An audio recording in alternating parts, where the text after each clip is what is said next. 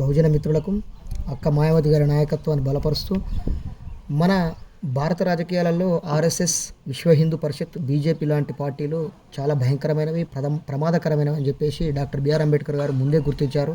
Doctor BR Ambedkar గారు పాకిస్తాన్లో హిందూ మహాసభ పుట్టినప్పుడే ఇది చాలా ప్రమాదకరమైంది, భయంకరమైన అతివాదంతో కూడిన, ఉగ్రవాదంతో కూడిన భారత ఉపఖండాన్ని విచ్ఛిన్నం చేయగల సంస్థలు ఇవి అని చెప్పేసి మొదట డాక్టర్ బిఆర్ అంబేద్కర్ గారు గుర్తించడం జరిగింది. డాక్టర్ బిఆర్ అంబేద్కర్ సుదీర్ఘ మానవత దార్శనికుడు. గిరిజనుల యొక్క కులాలను వరుసగా నోట్ చేసి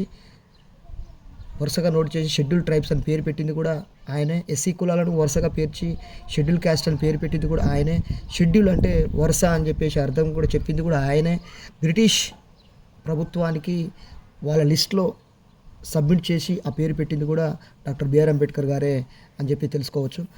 డాక్టర్ బిఆర్ అంబేద్కర్ గారు 1932లో రిజర్వేషన్లు ప్రారంభించడం జరిగింది. ఆ రిజర్వేషన్ల ప్రొవిజన్ గురించి అగ్రకులాల ద్వేషం ఆ రోజు నుంచే ఇప్పటి వరకు మొదలవుతూ ఉంది. రిజర్వేషన్ల మీద మండిపాటు, రిజర్వేషన్లు అంతం చేయాలనేటువంటి వాళ్ళ యొక్క అంతిమంగా ఆలోచన చేసుకోరని చెప్పేసి మీరు గమనించాల్సిందిగా నేను కోరుతా ఉన్నాను. జై భీమ్, జై భారత్, జై బీఎస్పీ.